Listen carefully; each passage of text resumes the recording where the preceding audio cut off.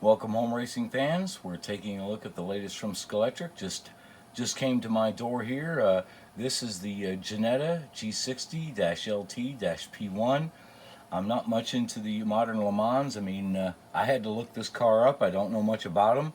Obviously, this car is in a fictional fantasy livery, but I think they did pretty good. It's in a matte finish, satin finish, however you want to call it. There's no gloss to it. I've read some comments already about the wheels.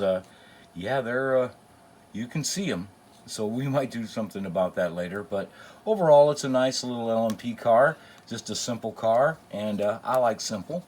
Underneath, well, it's just a standard inline configuration, 9 to 27 gearing, nice flat chassis.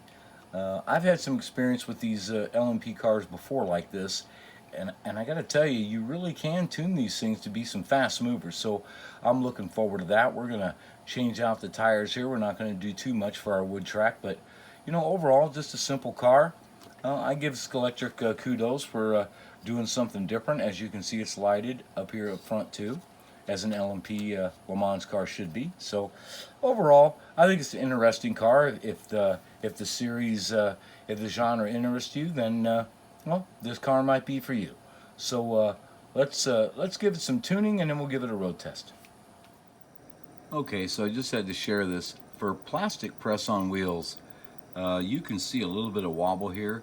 I got this set on 1.7 volts, just as a slow turn, just so I can look at them. And for plastic wheels, this isn't bad at all. Nothing I can't sand out with the razor. So I'm going to true these up and put on some Paul gauge tires. Alright, so I sanded the wheel sets. I got the inner ribs sanded and the outer edges sanded. They were pretty straight. I'm very positive about those. Now I'm just going to glue them on. I'm going to use some Paul gauge tires, 2012 5LMs. Urethanes are easily sanded. That's kind of my rule if it's for a plastic wheel, aside from the last Polycar. I like to put urethanes on there so I can true them up.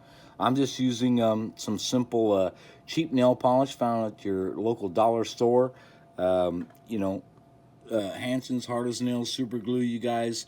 There's all sorts of adhesive, and ooh, look, it's oil slick. That'll work. You'd be surprised how well inexpensive little nail polish will hold these tires on the wheel. Anyway, I'm going to glue these on and roll them, and then we're going to true those too.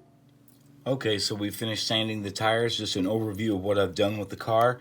Like I said, I put Paul gauge tires, 2012 5LM.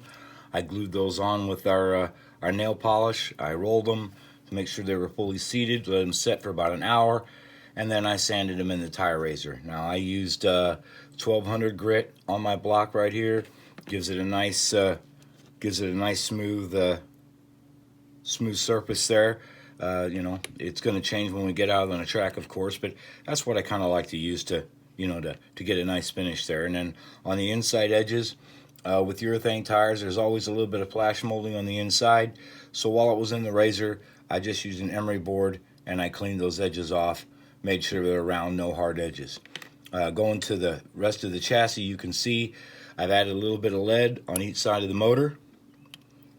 Just a little bit of weight. Again, I just do a baseline weight just to get things started, just to make sure it smooths out just a little bit, and then we can add or subtract as the car needs. So, and then the final thing you're going to want to do, I left it loose to show you. This motor right here, it does rock in place. There's some movement here. You're not going to want that. So then use your favorite adhesive, whatever it is you like to use, and glue it in place. So I'm going to go back here with a little UV glue. That holds it in place pretty well, and it's also easy to pop out or remove if you have to. So I would avoid using super glue or anything like that. Maybe some shoe goo silicone or even some hot glue right here or something like that, in case you need to take this motor out, it's easy to pop out. So anyway, this is going to be our baseline. We're going to get started. I'm going to button this thing up and head to the track. Well, as usual, I forgot something. One last thing to discuss are these rear bushings. Now, they can spin in the mount. They're not very secure, a little bit loose. So again, I use some adhesive.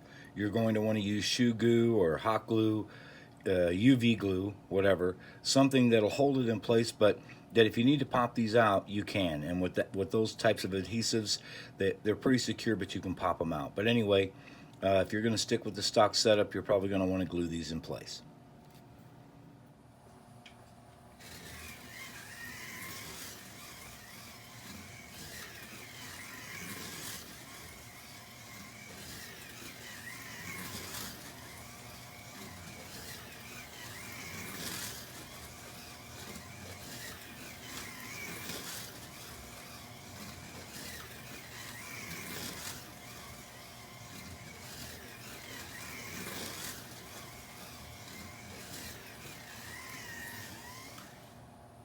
Okay, that's not bad for a car like this.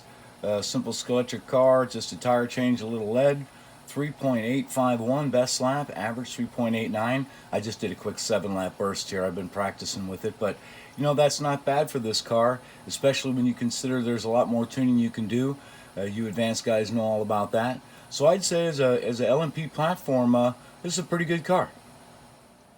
Well, there you have it. Not bad at all. I tell you, if you like modern Le Mans prototype cars, this is a very interesting car that Scalextric has chosen to do.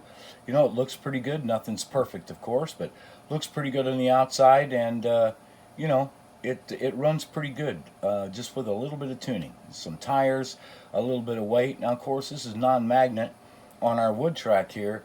If you're just racing box stock with the magnet in place on your plastic track, I have to say it'd be a pretty good performer. So I really can't say anything bad about the car. If you like this style, like I said, I think you really should give this one a closer look. So well done, Scalextric. Not a bad car at all.